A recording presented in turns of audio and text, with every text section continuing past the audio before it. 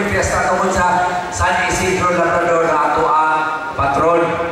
Kaning ato ang fiesta na nahitabo o kani ato ang kalingawan sa barangay, amo agad yung pagkipagitaan pamahagi dugang na budget.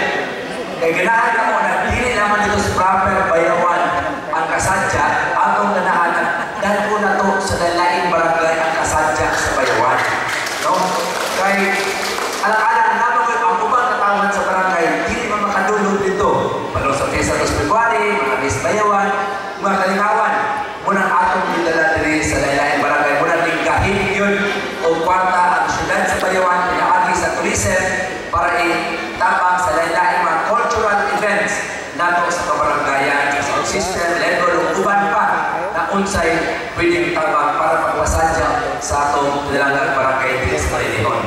So again, kana atong ipadayon, padayon ang mga Pasko ato na natin mga Christmas event o kaning ato ang sa fiesta event.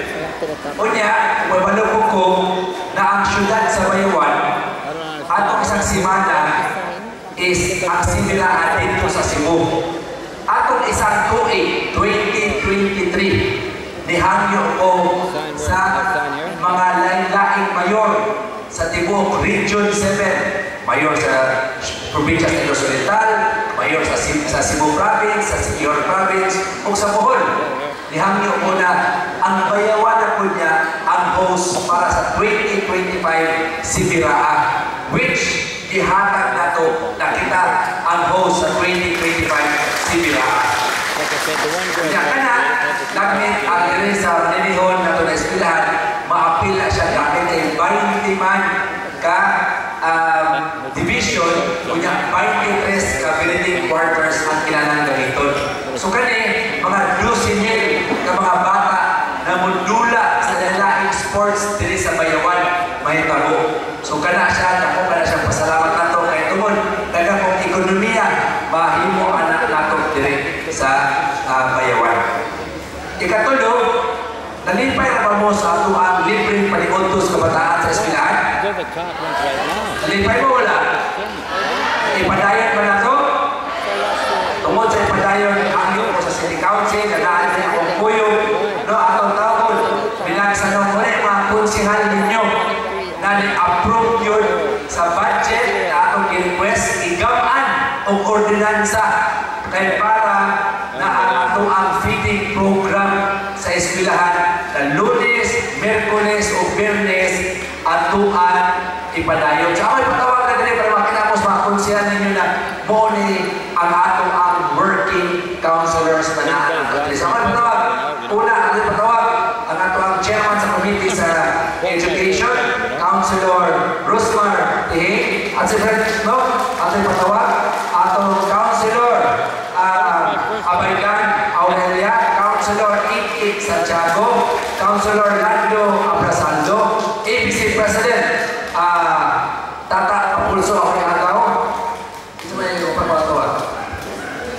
Ato ang, of course, ato yung bisita si Sultan Yasugas, ato ang former Federated President Tristan Gold Turillo.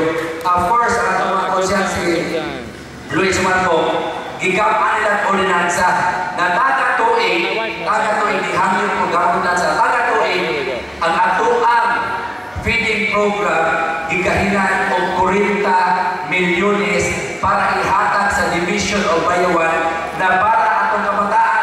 No? Kabalo mo, pila ka bata ang tibuok kay eskwela sa ibang Bayawan? Kabalo mo wala? 42,000 ka bata ang atong ipakaon taga simana.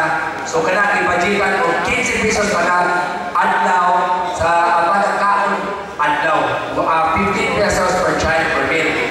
Ikadua, ato pasalamatan nga naman.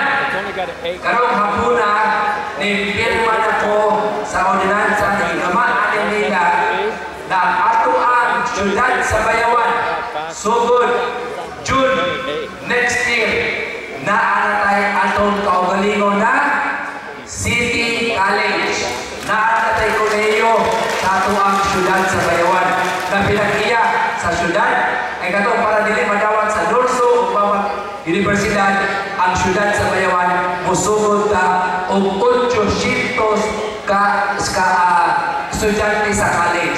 Kurso, BS Tourism and BS Entrep sa ang unang duha ka kurso na atong abrihan. So by next year, June na siya. No? So, kana, atong tagang masibang pa na itong mga konsyal. No? Nga naman, ato nang ibuhat kay tungod, kita maghiusa, kita nagpuyog, kay tungod, kita man ang bayawan. Ang atong gitanaw is para sa kaugmaon sa tuang pinalanggang syudad sa bayawan, kuyog sa tuang barangay Malinihon. So, baso na laman, no, na kani, tumod ninyo na ato ang pag-uswag o pagkuyog nato sa pagpasaka sa ato ang katawan, ilabi na sa ating kabataan na ang ato ang grupo na to nag-iusa para sa kaayuhan sa atong Pilangang Barangay. Again, daghan kayong salamat. May God bless us all. Ibayaw kayon. Viva San Isidro Labrador. Thank you very much, Mr.